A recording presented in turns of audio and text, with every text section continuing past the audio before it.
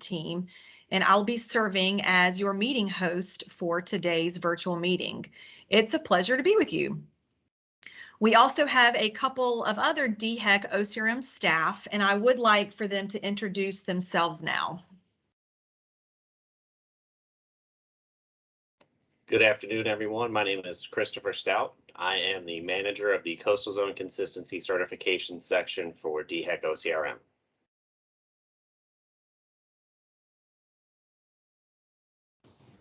Good afternoon. My name is Colleen McDonald, and I'm a CZ. Thanks very much, Chris and Colleen. Providing safe and effective opportunities for public involvement in our review and permitting processes has remained a top priority for us here at DHEC throughout this COVID-19 pandemic, and we do want to thank you for taking the time to join us from your remote location. Participating in a virtual meeting may be a new experience for some of you, and we do anticipate this virtual meeting running smoothly. However, should we have any technical issues, we certainly appreciate your patience and your understanding as we troubleshoot and work through them. We do encourage you to continue to join us as we fight the number of COVID cases in our state and the strain that they are placing on our communities and healthcare workers. Getting a vaccine is a great way to protect yourself, and it's how we can end this pandemic. It's safe, it's quick, and best of all, it's free. No ID or no insurance are needed. For information on COVID-19 and finding a vaccine location near you, please call 1-866-365-8110 or visit our website at scdhec.gov/vaxfacts.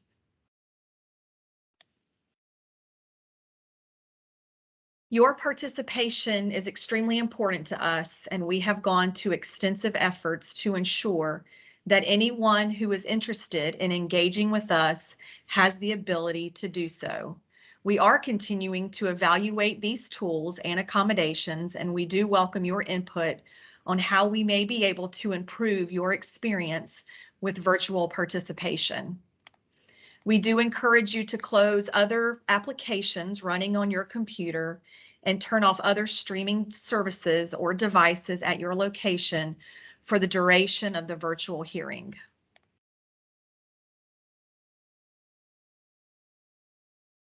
We will be doing a few things virtually to help prevent distractions and ensure that everyone is heard at the appropriate time. Please respect that cameras may be turned off and all lines have been muted to minimize background noise and echoing. After the presentation, we will unlock the lines and share further instructions so that all those who would like to provide comments this afternoon are able to do so. Your role here this afternoon is an important one. Your comments may provide DHEC staff with additional things to consider when making a final decision regarding the proposed general coastal zone consistency. A final decision hasn't been made and will not be made here this afternoon. The purpose of this meeting is for you to ask your questions and provide any comments you have before a final decision is made. DHEC welcomes and encourages all comments made this afternoon, as well as those submitted in writing, to submit those by the end of the public comment period, Thursday, February 10th, 2022, and we will provide additional reminder towards the end of the presentation. And following the presentation, I will begin the public comment portion by calling on those of you who indicated during pre-registration that you would like to make a comment. If you have decided that you no longer have questions or comments when you are called on, you may decline at that time. Once we have finished hearing from all the pre-registered speakers, I will provide instructions on how to make a comment if you did not pre-register to do so. After all comments have been heard, I'll make some closing remarks and the public meeting will be adjourned. For everyone to have a fair and equal opportunity to participate this afternoon, We do have a few guidelines we'd like to offer to you. First, we will limit your comments to approximately 5 to 7 minutes each, and I will interrupt if needed to remind you to conclude your comments. If for some reason we have issues, technical issues, please complete your comments by submitting those in writing. Second, we just want to be respectful towards those who are making comments. You each have a unique and valued perspective. And third, we do ask not to interrupt or ask other participants to respond during your comments.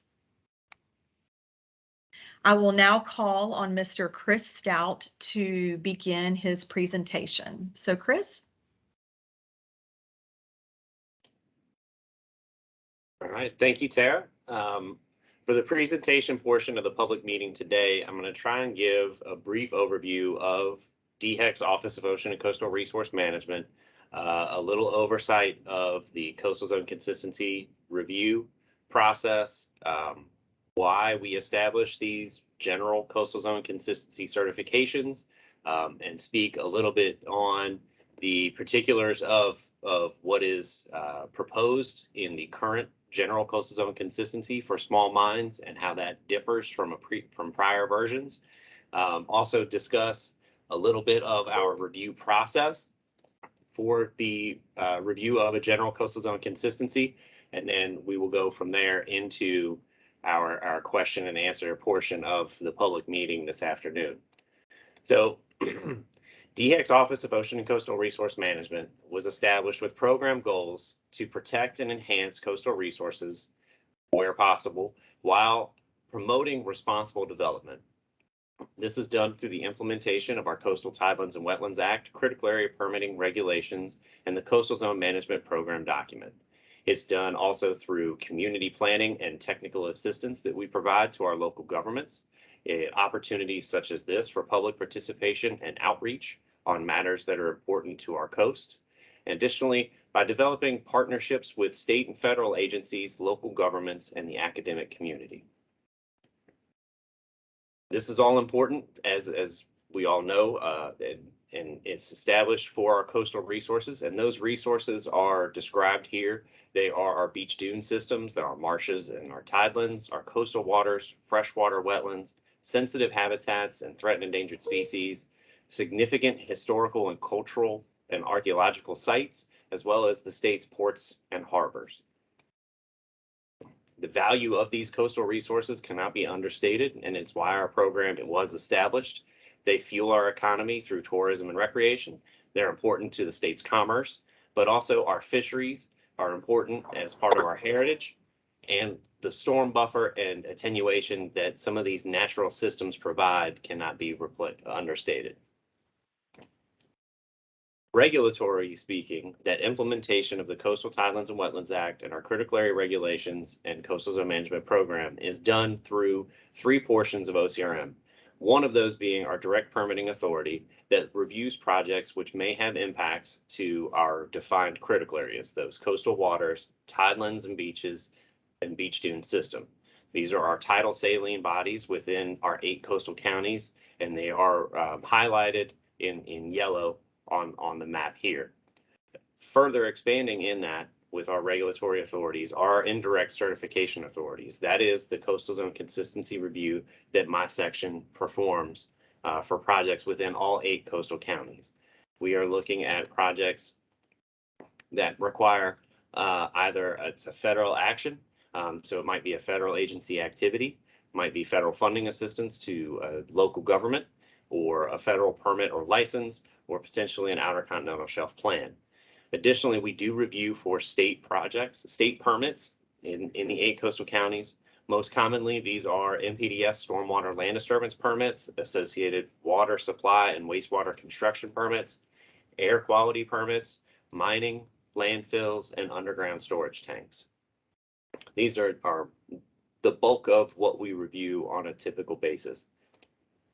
The Coastal Zone Consistency Review process is a policy-based review. We are looking at a project and looking at policies that are specific to that type of activity, but also looking at policies which are specific to resources that may be impacted by that activity. So we may review something for in this case, commercial industrial policies for mining and mineral extraction. And we would look at that also if there were any type of coastal resources that may be impacted by the location of that and apply those policies as well. We also perform as a coastal networked program, meaning we rely on and coordinate with resource agencies for their area of expertise. So if a project were to be in an area with some known historical or archaeological cultural resources, we do coordination with the state's Historic Preservation Office, as their area of expertise will provide us guidance on how that project can be performed without having any irresponsible damage to those resources. A general coastal zone consistency certification is established to provide an expedited review for smaller projects, which are typically covered by a general permit within another bureau of the department. We currently have or have previously had general coastal zone consistencies for individual residential lots within a larger subdivision, minor projects that are less than a half acre in size seeking a land disturbance permit that would meet auto coverage under the MPDS construction general permit. We have had a general coastal zone consistency for underground storage tanks, asbestos removal, mining, which is what we are currently working to replace with some additional limitations, and minor and synthetic air emission construction permits. The proposed general coastal zone consistency for small mines is intended to sync up with the mining and reclamation section's general permit for those mines which are 5 acres or less in size. The proposed general coastal zone consistency was determined and developed to be consistent with all of the appropriate enforceable policies. This includes the guidelines for the evaluation of all projects, as well as the mineral extraction policies under our coastal industries, as well as any of our other resource-specific policies. In addition, this revised and updated general coastal zone consistency does have some new limitations to it that the prior versions did not. One example of that is this current version does not allow for any wetland impacts proposed in these small mines, where the previous version did allow for up to 1/10 of an acre.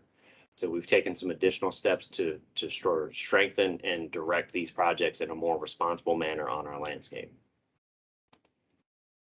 A general coastal zone consistency review process starts with the submission of information, a request form, plans, and copy of information that would be submitted for their mining general permit. We review the project as it's proposed for consistency with the general coastal zone consistency. So we're looking at it for, does it adhere to all the conditions that we've put in place for that general coastal zone consistency, which is in adherence to the policies that would be appropriate and of the CZMP. And we perform a GIS review to ensure that we're accounting for the coastal resources that may be of concern. I wanted to provide an example of what these GIS reviews look like and actually provide you with a couple examples of these. The GIS review on the left side of the screen is for a proposed mine that is currently sitting under hold while this general coastal zone consistency process is being developed. As you can tell, we have a boundary for that property here, but there wasn't really much on this site and this GIS review that showed up in the way of the coastal resources that we would see when we do perform these GIS reviews in certain locations. And that's why I provided the example on the right-hand side as well. This GIS review is not associated with the mining operation at all, but what you can see is the project boundary highlighted in blue here and how that overlaps with some of our coastal resource layers. That's GIS data that we get as we partner with those state and federal resource agencies. So the blue area or the purple areas on here are known archaeological or historical resources. And so when a project is in an area like this, we would do a coordination with SHPO to ensure that things are being performed in a manner as they should. Additionally, there are some light blue areas here. You can also see those on the proposed mine GIS review. These are wetland layers under the U.S. Fish and Wildlife Service National Wetland Inventory Map. And while these layers do not definitively say whether or not there is the presence of wetlands, let alone jurisdictional wetlands. It does provide at least some indication that if we have concern that those layers are appearing within a project site or within the boundary of where the work is going to be performed, then we're reaching out and we're working with that consultant and the applicant to ensure that they understand where their wetlands may or may not be on the site. Have they done coordination with the Army Corps of Engineers for a delineation and a jurisdictional determination of any of those features which may be out there? So these are examples of that GIS review and what we're looking at and how that leads to our coordination as part of our review to ensure the project is consistent with the policies of the CZMP.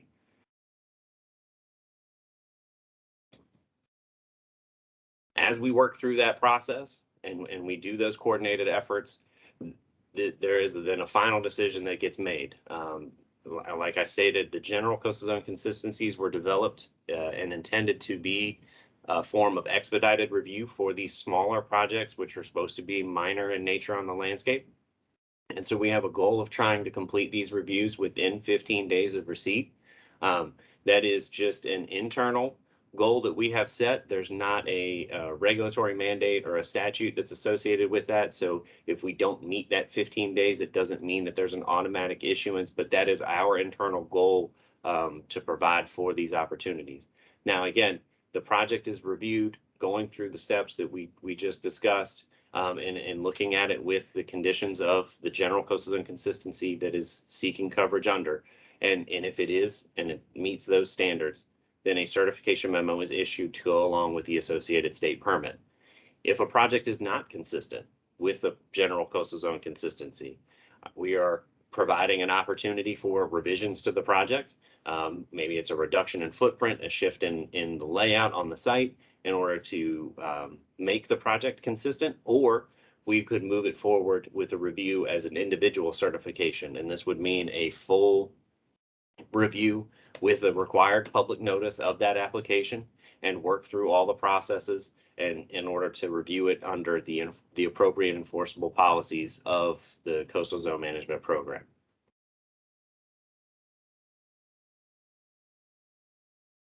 So what we have proposed and what we're having up for discussion today is that revised general coastal zone consistency for small mines. We have made some revisions to it. We have placed a condition on there that no longer allows for wetland impacts. We have added a condition regarding the discharge of stormwater when a project is within a half mile of the receiving water body, and the water is going to be pumped in order to ensure that our stormwater management policies are being addressed. And through our steps of review process, like I've discussed here, that's how we ensure that we are adhering to the reviews for all of the appropriate enforceable policies. At this time, I'm going to turn it back over to Tara, and we can go into the question and answer portion of today's public meeting. Thank you, Chris, very much. As we transition into the comment portion of this public meeting, please remain patient as we alternate between those of you who are joining online and those of you who are joining by phone. We will begin with those who pre-registered to ask questions or provide comments. And the first registration I would like to call on, I'll give you the first few so that you can be prepared. I will call on Jessie White first, then Susan Cox, and then April O'Leary. I have displayed instructions on the screen should you need those. So Mr. White, if you would like to unmute yourself, we will give you the opportunity, I'm sorry, to provide comment and ask any questions you have of Mr. Stout. So go ahead, and I think we can go ahead, please.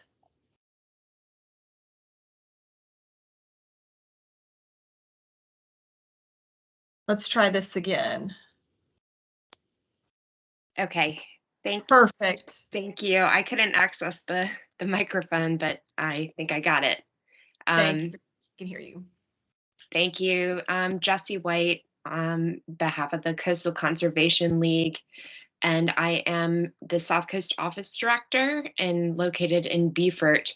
And I just had a couple of comments. I have several colleagues on this call as well that are going to be making other comments that I would echo and agree with, but I'll just start with, the coastal plain, we know has a high groundwater table, and it's particularly true here in Beaufort County.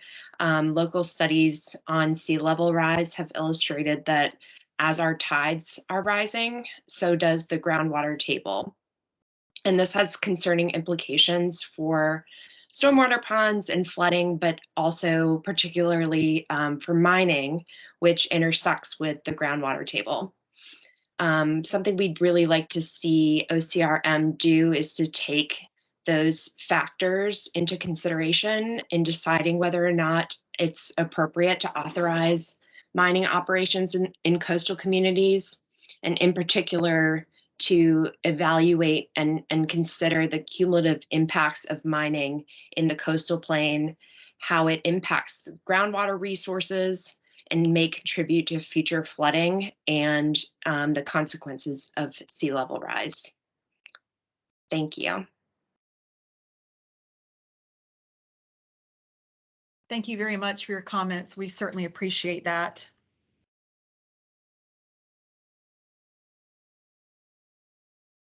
And next, we would like to hear from Susan Cox. I believe you're with us. If you would like to unmute yourself, you can do that now, please.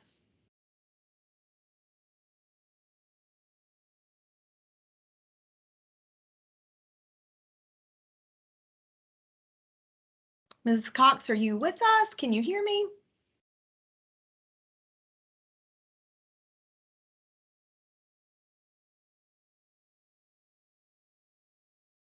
I will try a couple of more things.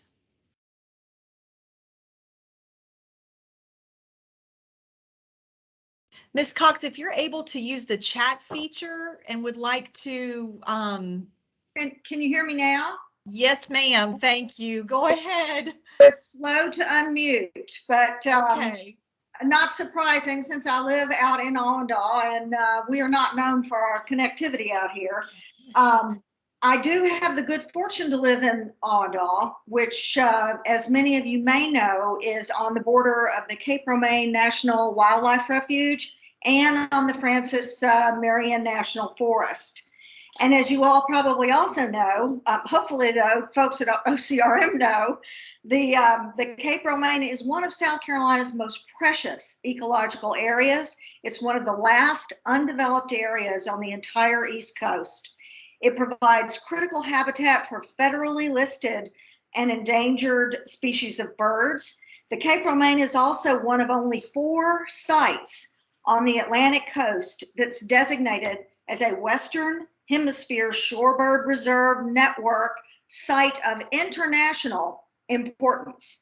In addition to these birds, the Cape Romaine also has more loggerhead turtle nests than any place north of Cape Canaveral. Allendale is a really small rural town that is right next to this fabulous area that I've just described, but somehow there are at least six large sand mines along a 3 to 4 mile stretch of this tiny little 2-lane road that runs through Allendale, Seawee Road. The folks that live here in Allendale, they ride their bikes on this road to see their neighbors, and they put their kids on school buses on this road. And the massive dump trucks that speed, and I'm literally mean speed, up and down these narrow roads are a clear and present danger to everyone who lives here. The noise from the massive earth digging equipment disturbs everything, people and wildlife. The dirt that these trucks drag onto the roads, which they never clean, despite the fact that DHEC is supposed to tell them to, it creates a hazard for everyone who is riding bikes and driving cars on the road. The weight of these massive trucks, which these roads are not designed to support, makes potholes, and those also pose a danger to all of the residents. And it doesn't make a difference if it's a 5-acre mine or a 20-acre mine. These disturbances still exist, still pose a clear and present danger, still result in environmental and ecological damage that once it's done, y'all, I'm not sure how you undo it. But despite all these facts, despite the fact that there are so many along this small stretch of Sewee Road, DHEC last year granted a permit over the objections of citizens, over the objections of environmental groups, over the objections of our representative in the State House, Lee Hewitt.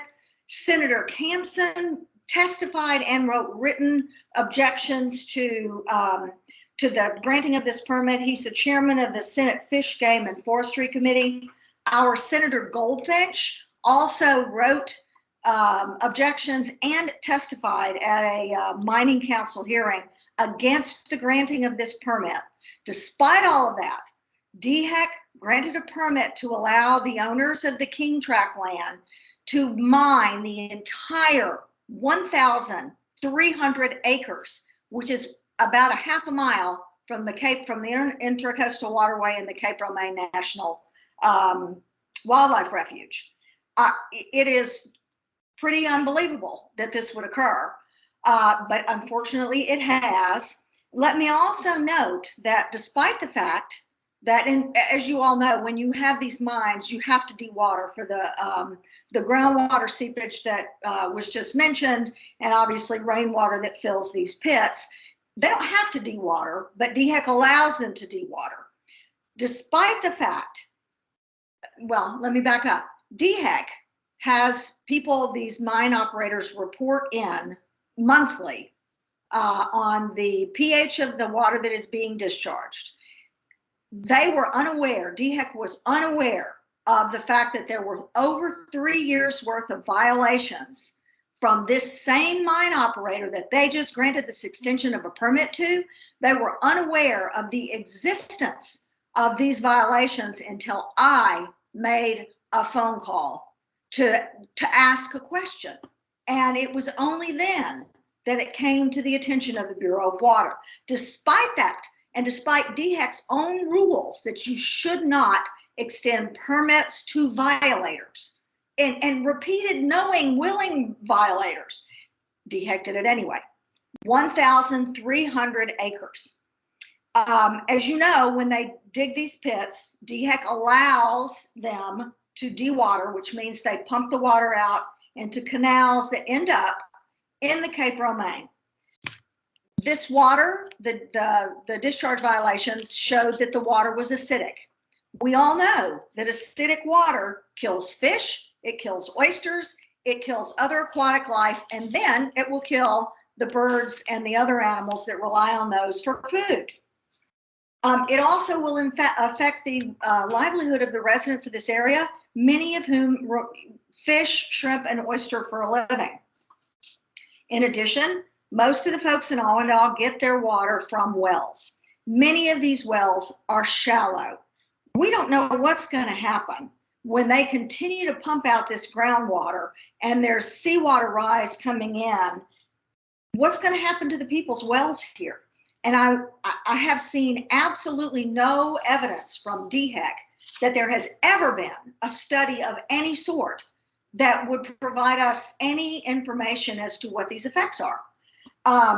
My question to you, Chris, is how many mines are too many?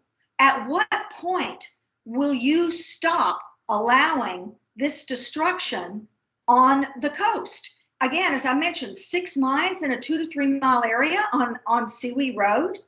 And the problem with allowing these small mines to be expedited is that this sets a precedent, and it ends up that then they will come back, these owners, and DHEC will grant them a permit for a 1,300 acre area to be mined, because you've already set the precedent and it's difficult to say no. I think it is a travesty. I think that the rules need to change dramatically. And I think that OCRM needs to pay a whole lot more attention to what you're allowing to happen on our coastlines. So I guess my question really is to Chris, if I can ask a question, how many are too many? No, thank you for your comments there, Ms. Cox. This is Chris, and I know we've spoken before in regards to that project in Allendale. We've spent a bunch of time on the phone at the public hearing associated with that project, and we're evaluating projects as they are proposed to the department. The clustering of these mine sites typically is governed by local zoning. And that is one of the steps, one of the requirements of our general coastal zone consistency and our coastal zone consistency review is that projects have to be compliant with local zoning and comprehensive plans. That's where it's important for the local governments to be engaged and involved in these processes.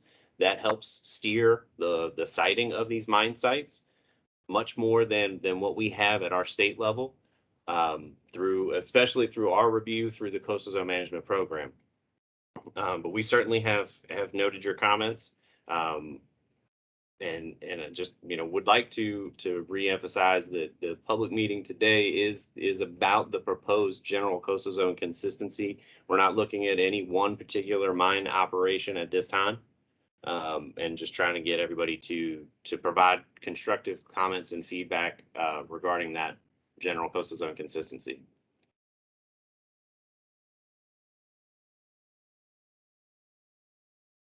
Thank you, Mrs. Cox, for your comments and your question to Chris. And I will reiterate too to please submit also in writing to Chris to the Coastal Zone Consistency section so that we can have a written record in addition to our meeting today. Next, I would like to see if April O'Leary, I believe you are still with us. And if you would like to still comment, would you please? Thank you. It looks like you've already unmuted. And if you will just, again, no, now I see you are. Sorry, it clicked on my side. So go ahead, Mrs. Leary. Well, good afternoon, and thank you so much for this opportunity. My name is April O'Leary. I am commenting on behalf of 25,000 flood voters located in Horry County through Horry County Rising. We're a 501c4 because we've identified the solution to flooding is a political one. And I really appreciate what you mentioned, Chris, about the local municipality having authority over whether or not mines are compatible and suitable in specific areas within that jurisdiction. Relinquished all of its legal authority and regulatory authority over to your agency under the premise that your agency does a fine job regulating mines. And here we are. I have to say that I am very, very concerned about mining specifically because of flood risk. I feel that DHEC does not really provide a substantial amount of flood protections for families located in Horry County with respect to mines. One of the things that I think I really hope that can come of this is more of a solution focused conversation with groups like Horry County Rising and other vested interests about mining specifically in communities that have been severely impacted by flooding. In 2018, I was one of those families in my neighborhood alone in Conway. I had 400 of my neighbors that were flooded. A lot of these mines that have been approved in Horry County are along major corridors that become islands during high peak rainfall events. Corridors like Highway 9 and 90 along Reeves Ferry Road. And families are very concerned. When you approve a mine, it can have detrimental impacts to these communities. And so I want to strongly encourage the agency to really consider whether or not a community has been impacted by past flood conditions, and whether it's appropriate to put a mine in those communities, because oftentimes, especially with the smaller mines, once they close through the reclamation plans, there's no flood controls on these mines. And so we're not necessarily, they just become another impervious surface. The other thing that I think that I would really like to strongly encourage is Horry County government has identified 8 subbasins that need updated drainage studies to reflect the land use changes that are affecting our county and our lands. We are the fastest growing municipality in the country. And so with this explosive population growth, we are developing at a rapid pace. And we're not really truly understanding the H&H sort of modeling that needs to be developed for these subbasins. And so mining, not being integrated, or there's no collaboration among the state and the local municipalities to really understand how these mines are discharging into these subbasins, and potentially increasing flood risk for families like mine. It's really, really concerning. I want to say that these decisions affect our property values. Close to half of the families that have flooded in Horry County are not in a regulatory flood zone, and don't necessarily have a level of flood protection in that way. So I understand that there's other agencies and entities that are involved in providing those flood protections, and we are working on those issues too. But I think it's something that I'm very concerned about. And I want to just kind of piggyback about what Ms. White suggested, is that, again, we have a very high water table. And in these periods of high peak rainfall, where we've had these really significant rainfall events, our water table is so high, there's really no place for the water to go. I do think that mining is a passive land use if it's done right. And I do believe in DHEC. I do believe that you have the regulatory authority to help us develop solutions to these problems, and not just look at the habitat and the species and water quantity issues, but also really look at and evaluate water quantities. And so I just want to encourage you to also, again, collaborate and work closer with the local municipalities, because we really don't have a sense of what these mines are doing and their discharges and what they're doing to these subbasins. And a lot of these flood fringe communities are losing their homes during repeat flood events. One other last point that I just want to make sure that you understand is that when a family floods, particularly in Horry County, they pretty much go financially bankrupt, even with a flood insurance policy.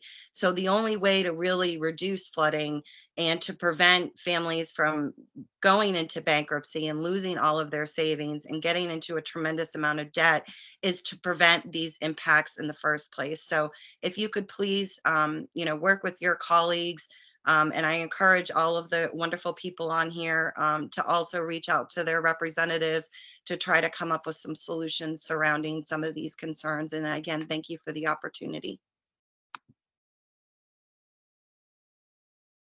No, thank you for those comments, Ms. O'Leary. As a former Horry County resident, I lived in the Socastee community, so I'm well aware of the flooding that happens in that portion of our coast. And the coordinated efforts with our local governments is one thing that I have been working with my section to improve, to make sure that we're having better coordinated conversations during project reviews with those local governments. Horry County is one that we have identified to try and improve some of those. We have a really good working relationship with some, but not all. So definitely working with my staff to improve that effort. That definitely leads to a much better project when it gets on the ground. So I just want to thank you again, and definitely let you know that we're taking those comments into consideration. And it looks like, Susan, you have your hand raised. You want to unmute yourself and.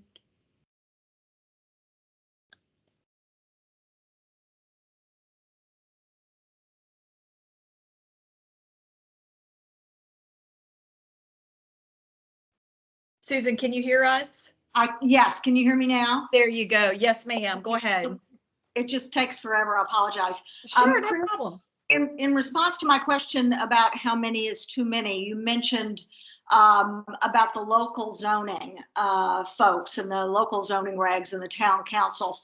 I don't know where April lives. I don't know that town and county, but we have a very small government.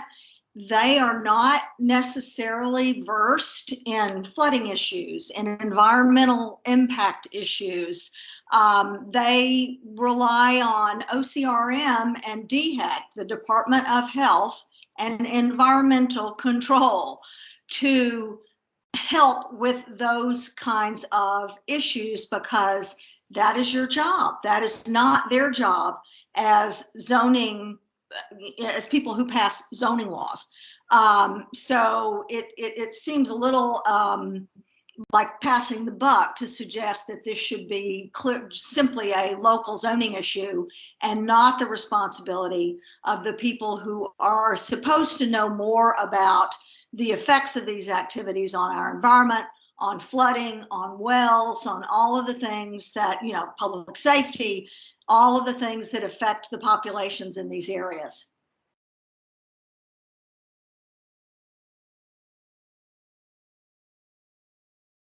Thank you, Susan, for those additional comments. If you didn't finish your thoughts, let me know. We can circle back around to you. It appeared to just... I just want to, again, this should not be a matter left to small local governments to determine the environmental impact of their zoning regulations. They cannot hope to know what we hope DHEC and OCRM know. And that is the end of my comments. Thank you. Thank you again, Susan. We do have one more that registered to speak, and that was Lauren Milton. There are a few telephone numbers that we had listed in our attendees in our team's meeting. So Lauren, I don't know if you're with us, if one of those telephone numbers are you, but if so, I wanted to give you an opportunity to unmute since you registered to speak. Can you hear? Yes, we have you. Thank you. Go ahead. All right. Good afternoon, and thank you, Mr. Stout, for putting together this meeting and taking time to hear all of our concerns. I am Lauren McGill Milton, and I'm an attorney at South Carolina Environmental Law Project, and I'm here today on behalf of our clients at the Coastal Conservation League, Audubon South Carolina, Blue Ridge Environmental Defense League, Waccamaw Riverkeeper, the Winyah Rivers Alliance, and the Gullah Geechee Sea Island Coalition. And I'm also here on behalf of our clients across communities that have been affected by general mines. It's on their behalf that SCELP would like to reiterate the comments from our November 10th, 2021 letter and urge OCRM to discontinue use of the GCZC for mining projects in all 8 coastal counties and conduct a full NEPA-like review of every mining project, or at a minimum, just implement additional safeguards to protect the coast, communities, and our cultural resources. South Carolina has an issue with mining, particularly on the coast.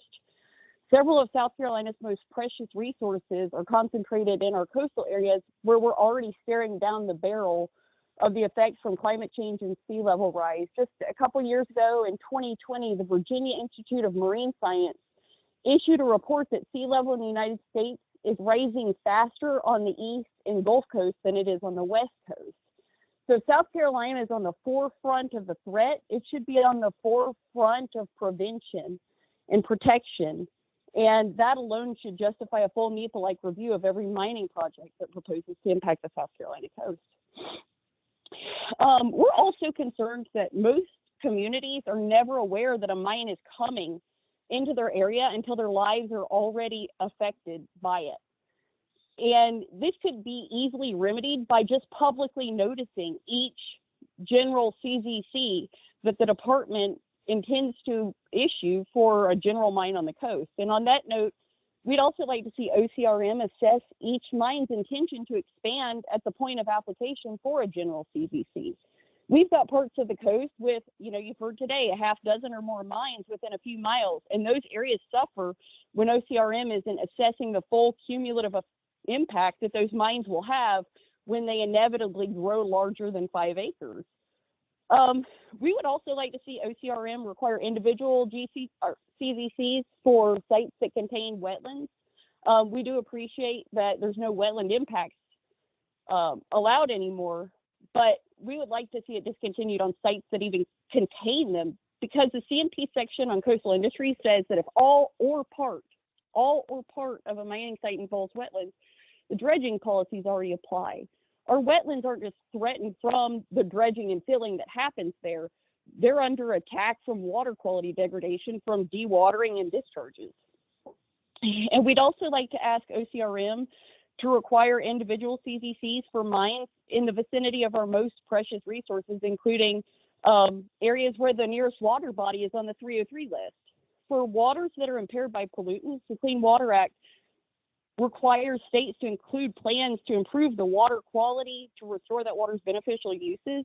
And a lot of impaired waters in South Carolina just tend to languish on those lists with no improvement. Those water bodies are not served by a blanket approval of mine activity in that water's vicinity.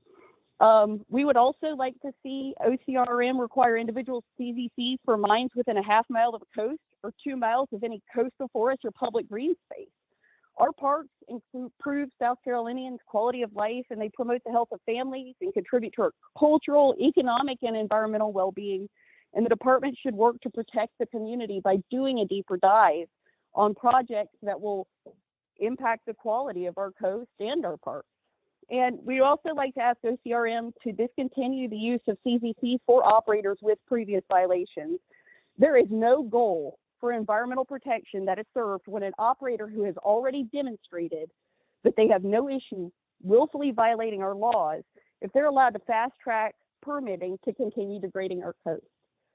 It's Skelp's hope that OCRM incorporates our clients' concerns into the CZC process and continues to work with our clients to improve life for all South Carolinians. I appreciate your time today, and I thank you for the opportunity to share our concerns.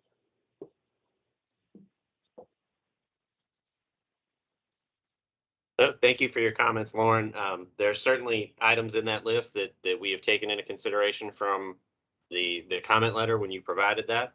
And we will certainly keep continuing these conversations forward. I appreciate that. Thank you.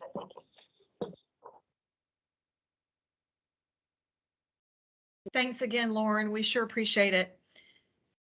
We also have, let's see, nope, I apologize.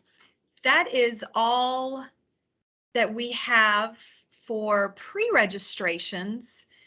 I certainly want to provide an opportunity for those who did not pre-register to make a comment. If you have changed your mind or decided that you have additional comments or would like to make a comment, if you would please raise your hand at this time or unmute yourself. We can see. Excellent. I see some additional hands going up. So let me just take a second here to log this and all righty. Let's start with Trapper Fowler. If you would please unmute yourself, and there you go. Thank y'all for allowing me to speak. I'm Trapper Fowler. It's nice to meet you. I'm with Coastal Conservation League. I'm the North Coast Project Manager based out of Horry County. So I have 3 questions / comments, if you will. So Chris, forgive me, but it's going to be kind of a hybrid question / comment, if you don't mind. The first one is, can you tell us a little bit more about the permit review and the decision-making process on behalf of OCRM when a small mine less than 5 acres under a general permit decides to request an individual permit? So they transition to a larger mine over 5 acres. And can you speak to the frequency that you all see this type of transition? And I ask this as it seems there seems to be a pattern in this transition, a backdoor way in, if you will, approach for small mines under the GP to become a larger mine. I can ask all three if you'd like, and then we can go back to each one, but that's the first one. And I kind of want to echo what Miss White said as well as Miss O'Leary in the need for more studies on the water table and how even these small mines may impact that water table. And specifically, I speak towards mine sites that are in the proximity of Carolina Bays, for example, where you have peat-based soils. So these highly organic, sometimes very, very deep layers of peat soil. And if these are being impacted by even small mines under a GP, this could lead to these soils, as well as the vegetation in the soils, so in the Carolina Bays, drying out. And this, of course, could lead to increased wildfire risk. It could also lead to those changes in hydrology, changes in soil moisture, leading to loss of habitat for some of our rare species. And, some species like Venus flytrap certainly inhabit and need these moist peat soils. And oftentimes we're seeing these even small mines on the sand rims of these Carolina Bays, and I see that as a problem, and I think the conservation community as a whole does as well. And lastly, I just want to, this is more of a comment, Chris, just, like to raise awareness as to why the GP, general permit expedited process with no public notice or review is an issue near our conservation land specifically. We have endangered species that don't understand and don't respect property lines. So these species that inhabit these conservation lands where they're managed for and protected don't just stay on these lands. They migrate. They ebb and flow through travel corridors back and forth. There's data there to support that. Also, like I said, mention altering some of the soil moisture, the water table. I've already mentioned some of those potential impacts, like increased wildfire risk in already wildfire prone areas like we have here in Horry County in and around Carolina Bays, and the loss of habitat for rare plants like your Venus flytrap. That's all I have, and I appreciate the time, and it's nice to meet you. Thank you for those comments, Trapper.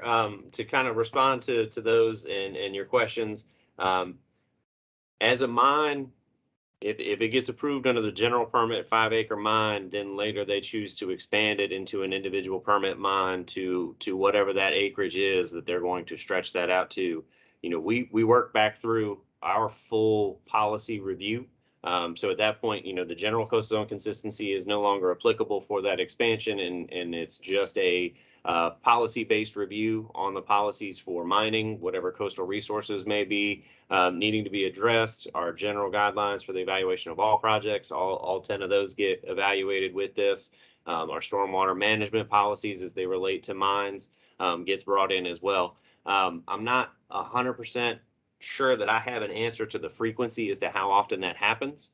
I've been in this current role now a little over 3.5 years. I know that we have seen it. Definitely a handful of times. It's something that I could probably run some reports and get you a response to that with a number, at least in the last few years, how many times we've seen that happen. I certainly understand your concerns about the drawdown with the water table and how that may affect surrounding wetlands. It is a question for coordination that I have with the Corps. One is, of just how did they handle when they're asked to do a wetland delineation on a mine site or on a site adjacent to a mine? Are they taking any precautions as they start doing their delineation processes and looking at those data sheets? Are they requiring the mine to stop their dewatering efforts to allow that water table to get back to where it would be without any pumping going on? So I definitely understand that, and that's something that I'm trying to work to understand better how that is involved with other agencies as well.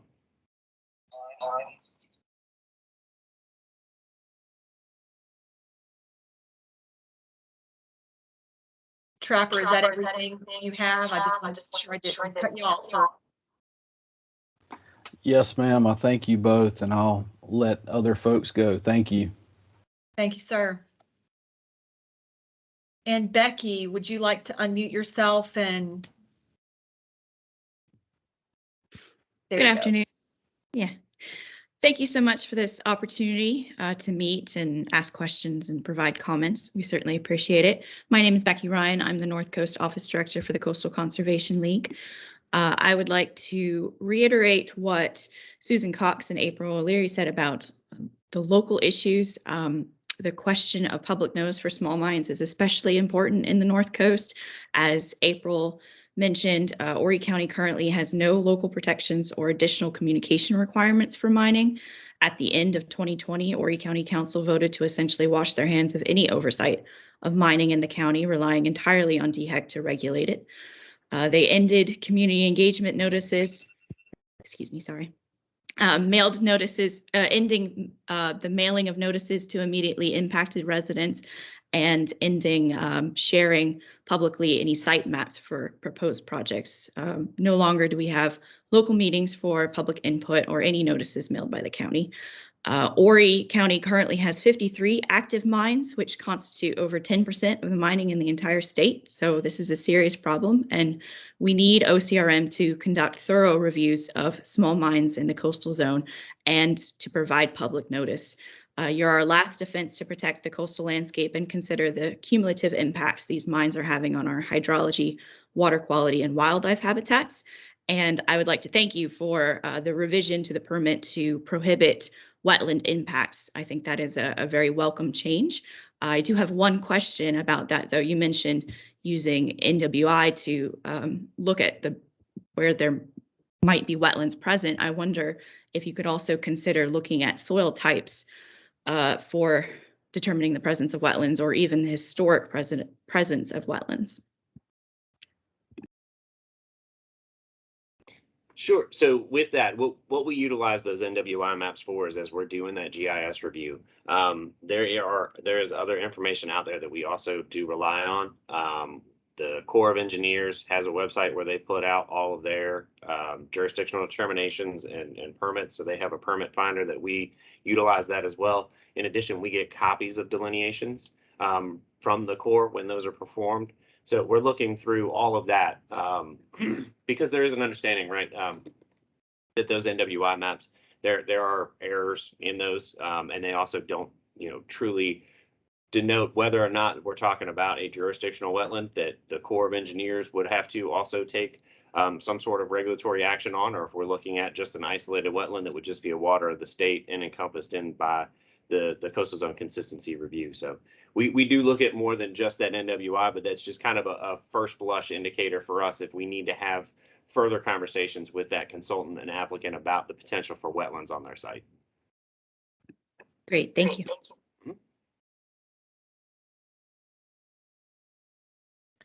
Next, I would like to call on, we do have a telephone number of 266-696-6687, and I do not have a name to go along with that. So if you are still interested in commenting or asking a question, nope, maybe not. I'll give you just a second in case that was an error. If you would like to make a comment, you can unmute yourself and state your name, please.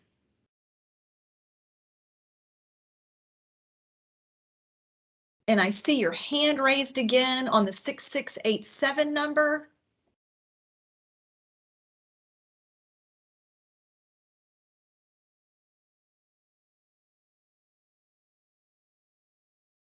We will try again in just a little bit to see if we can work out any issues that we may be having hearing from you. So let's Can you hear move. me? Can Hannah hear me now? Yes, yes, ma'am. Thank you Yes. very much. All Would you right. please- Sure. How Hannah telling to do this? You're the Queen Quet, head from the body of the Gullah Geechee Nation, founder of the Gullah Geechee Sea Island Coalition. Happy New Year to everybody and things like that. Chiefess and head of state for the Gullah Geechee Nation, and I'm also the founder of the Gullah Geechee Sea Island Coalition. I wanted to join into this meeting to express the fact that I am not aware of coastal zone management taking into consideration the Gullah Geechee Cultural Heritage Act that was passed by the U.S. Congress in 2006. I think that since we are revisiting this act at this point, that needs to be embedded in South Carolina's laws to state that needs to be referred to in regard to cultural resources and cultural heritage on the coast, especially in regard to mining and mining permitting of any type for a multiplicity of reasons. I ditto all that has been said by previous speakers from various organizations and by Ms. Cox, because we have dealt with numerous sand mines all the way from Hughie to St. Helena to Owendaw to Defusky, and we are not aware generally of these things happening, like the cases with Horry County. We are not notified as the general public. I feel that should be required, not simply the adjacent property owners, but also that the entire community needs to be notified. The county needs to be required to notify that entire community when these types of things are being requested, whether they are initial permits or expansions of sand mines. Because in particular, one of the cultural resources that is not considered apparently are our traditional Gullah Geechee burial areas, which tend to often be along the Intercoastal Waterway. They are many times near marsh, so I'm glad to hear this. Since I'm part of Southeast Atlantic Salt Marsh Initiative, I'm very happy to hear that we are going to try to ensure there isn't more harm to the marsh. However, if we are not recognizing the fact that there can be burial areas adjacent to where a company is asking for a permit, then that adjacent owner are literally dead people. They are not going to come out to a public hearing, I hope. So therefore, we need to make allowances that no sand mine should be within miles of sacred ground and sacred burial areas such as this. That is a cultural heritage resource for the Gullah Geechee Nation. And we have had to fight numerous sand mines along this coast in various counties because they were very close to, in some cases, like in my family's case, right next to a burial area. And the county, again, as was stated by Ms. Cox, the county level individuals are not fully aware of all the nuances that this particular board or agency of our state government is in regard to environmental impact and the harms, the hurt, and the damage that can happen to the environment due to sand mining in particular. So I am very concerned about this issue. The Gullah Geechee Nation citizens are very concerned about this issue, and it has become one of even a matter of public health because of the matter of stress that comes on the community when they have to continue to try to find out information at the last minute and then figure out who is it that actually is the one that deals with the legislation and the permitting in regard to this matter. So I'm happy that I was alerted, although this is my annual break, I am happy that I was alerted that this meeting was happening today, and I give thanks that I am able to get through and make comments to you because the Gullah Geechees are nationally and internationally recognized, and there's federal law to say that there should be some concerns from agencies in regard to protecting our cultural heritage. And I think that needs to be incorporated in the work you're doing now on the books so that for all future generations, people realize that is part of it, not just the SHPO office, but that there is actually federal law in regard to this that you can look at for a general management plan and to avoid the hurt, harm, and danger to not only historic sites and places that we celebrate and live in and appreciate now where we are as residents, but also those places where our ancestors have been laid to rest. So in that, in addition to protecting our coast from further environmental degradation while we are trying to build more resiliency in this state and sustain these sea islands and this coast and our historic sacred places is critical. So I thank you for the work that you are doing. I hope that these comments do not fall on deaf ears or are just part of a perfunctory exercise, but they truly make their way into the changes that you are here to evaluate. So I appreciate the opportunity to comment and thank everyone who's taken the time to look at this. And my one question is, until what date do we have to also submit written comments so that we can ensure that we also have this on the record? Yes, ma'am. Thank you for those comments, Ms. Queen Quet. So the date for the end of the comment period is February 10th. And I believe you were on the email that provided the public notice link. And so those comments can either be sent to me by mail, by regular mail in our office in Charleston, and I can certainly make sure that you get that address if you need it. But we also have a electronic permitting system, which has a public-facing public notice page that you can submit comments electronically through that. And the link for that directly for this proposed general coastal zone consistency was in that email. And I certainly understand your concerns. And please know, I mean, even on the state level, as I've been working through this, we've had some concerns raised about projects in the not so distant past about expansions of residential developments and roadways and things into burial sites.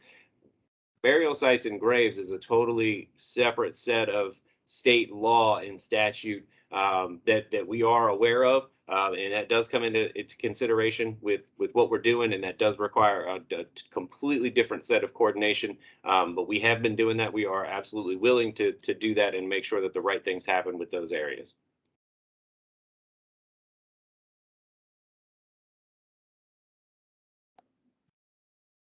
And once again, thank you for taking the time to join us.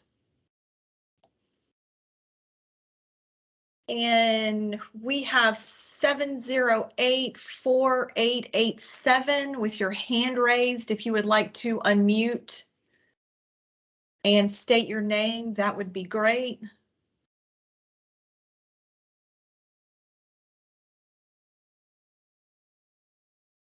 Can you hear me? Yes, sir. Can you state your name, please? You broke up just a bit. Yeah, Stan Barnett. Thank you, Mr. Barnett. Go ahead. All right. Briefly, I've listened to everything everybody else said. I won't repeat their comments. I'm a lawyer in Mount Pleasant. I've been involved in environmental issues, unfortunately, since 1978. So I'm no stranger, I think, and in mining. To what you're talking about, I would just add this. The couple of the speakers talked about the effects to actual human beings. There's been a lot of talk about, and they're important values, wildlife, water resources, wetlands, and so forth. But you also have actual people that live near these projects, and they have interests. And it is my experience that in mining permitting, their interests receive extremely little attention. You have the opportunity to provide, at least in the coastal counties, some level of attention to their interests. What are their interests? Well, in addition to some of the other things that have been mentioned, drying up of wells, polluting of wells, and so forth, you have noise, hours of operation, and mainly you have trucks. It seems like a really pedestrian issue, but if you live near a big mine, or if you go visit near a big mine, that is what you see. That is an incredibly important change in lives of people who live near these projects. And if you listen to what DHEC says in their own public meetings or in their response to comments, they will tell you right up front, they don't have anything to do with the trucks that leave mines. Nothing. Zip. Nada. That's appalling. I mean, to somebody that's been involved on both sides of environmental regulation for a long time, I just find that shocking. And I suggest to you that you have the ability within the Coastal Zone Management Act to pay some attention to that in terms of hours of operation, in terms of what these trucks do, particularly on a dirt road. I represent right now a client who actually owns a road, although it's a county road, and a mine that has been subject to a general permit that was shut down due to some objections, and now is awaiting your completion of your exercise right now to go back into operation. But it operated for a while, and what it did is it created so much dust, the trucks now, that it was coating people's houses. It changed the entire character of the way these people lived in this quiet farming rural community. Well, you don't have to force those people to put up with that. I mean, I'm not trying to be offensive or presumptuous with your responsibilities, but I suggest to you that is your responsibility. That's part of the coastal zone environment. It's the human beings that live there, and that is part of their life. And I can tell you, as somebody that spent a good while opposing a mine project not on the coastal zone, that is really important to them. And that iteration, those people came away believing that DHEC didn't give a tinker's darn about them, and they proved it. I watched them, and I'm asking you to do better. You're part of DHEC too, but you have a somewhat broader mandate, and fortunately for your part of DHEC, you do not fall under the Mining Council. So I appreciate it, and I will be providing some comments on behalf of my client.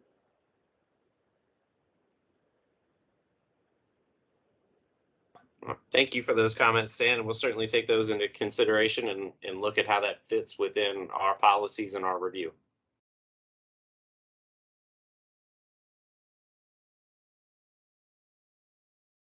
And Susan, you have your hand raised. Would you like to unmute yourself at this time?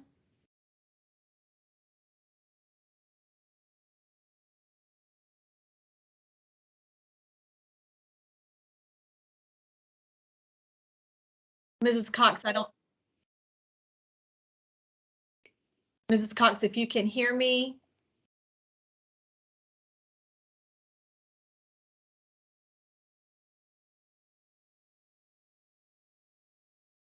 Or if you would like to utilize the chat feature, you can give that a try. And we can answer a question that you may put in the chat.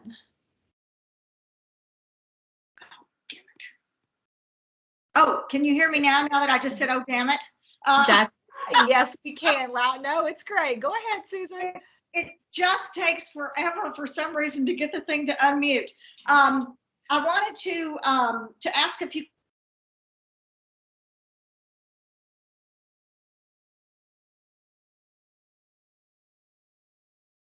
We will give her a moment to jump back on.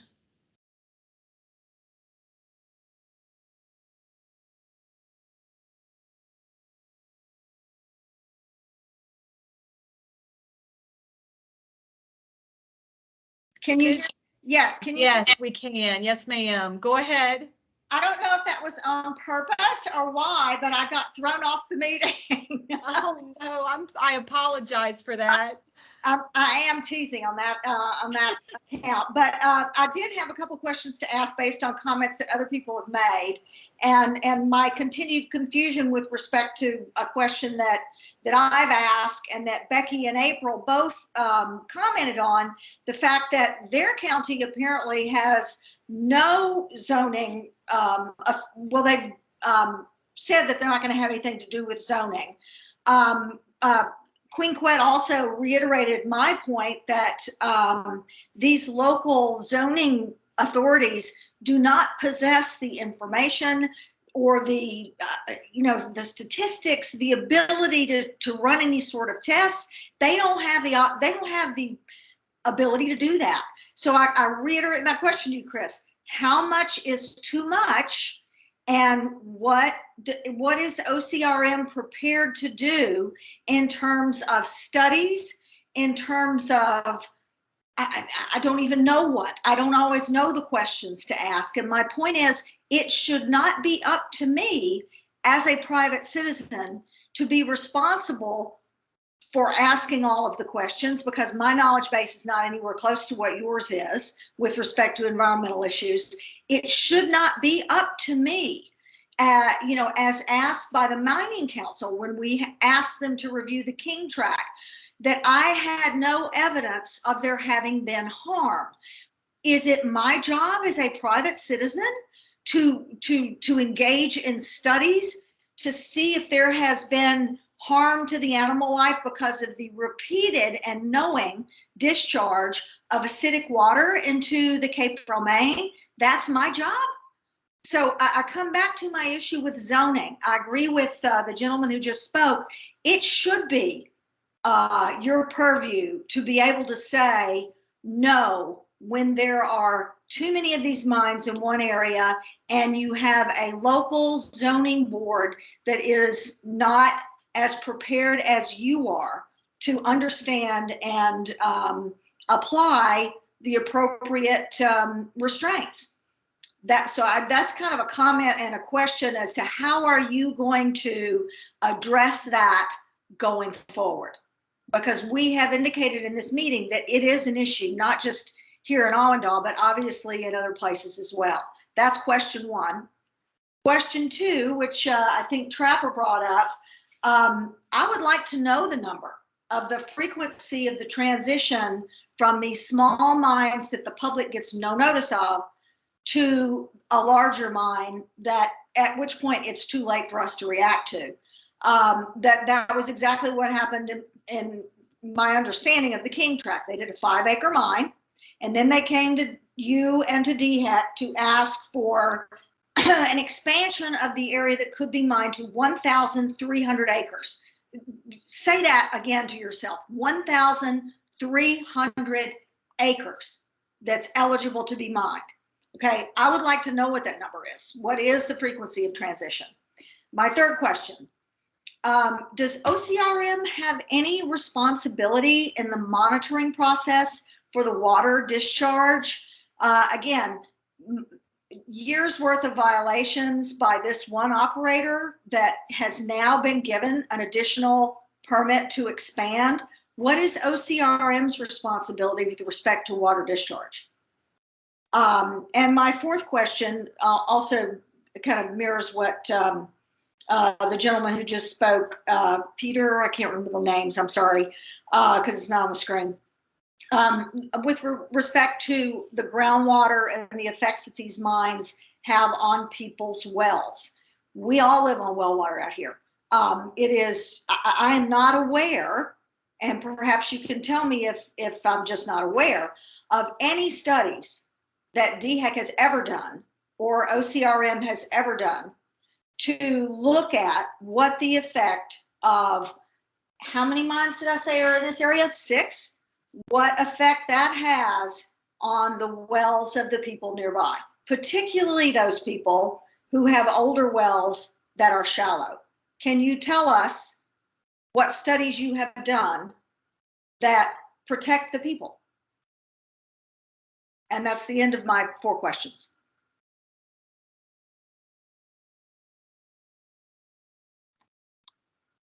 Thank you again. And I'm sorry for the delay in me getting on. I was trying to jot down notes just so that way I didn't miss a response for you.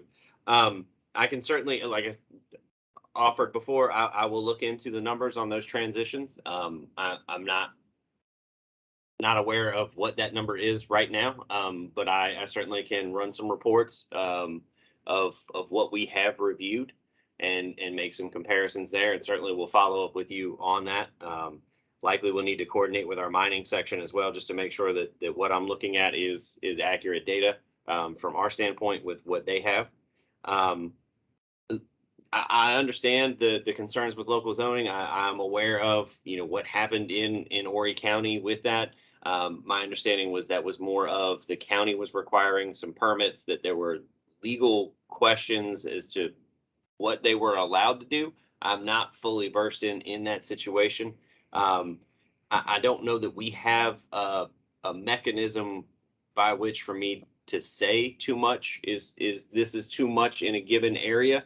We don't design these projects. We don't tell them where to locate. We help guide them in a way to try and do that responsibly. If we have that ability, I'll certainly look through our policies as we're developing this, and see what could be implemented in those regards. With regards to the water discharge and the monitoring, we do not have a role in those monitoring requirements. The permit that they are given coverage under for the discharge was certified with some additional conditions. So we actually don't look at those discharge permits. We certify that overall general permit that they apply for coverage under. And we don't have a role in the monitoring requirements that are a part of that general permit. And lastly, as far as the studies, I am not aware of OCRM having done any studies. I certainly will get with our senior staff here and see if they are aware of any studies that OCRM has performed on mines. And I can certainly reach out to our mining and reclamation section and see if they have been a part of any studies looking at the effects of mine and the discharge from that on wells. I feel as though there may have been something there, but I don't want to misspeak in that regard. But I can follow up with you on that as well.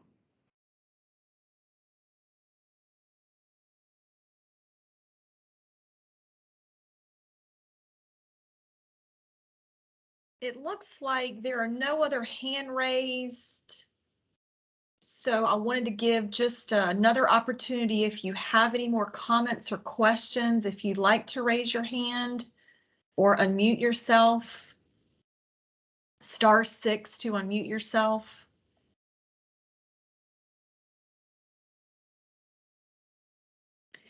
Since I'm not seeing any other hands being raised, the comment portion of this afternoon's public meeting is concluded. On behalf of DHEC OCRM, I do want to thank each one of you for joining us this afternoon and providing your comments. All comments received by February 10th, 2022, that is a Thursday, I believe, February 10th, will be considered in DHEC's decision-making process.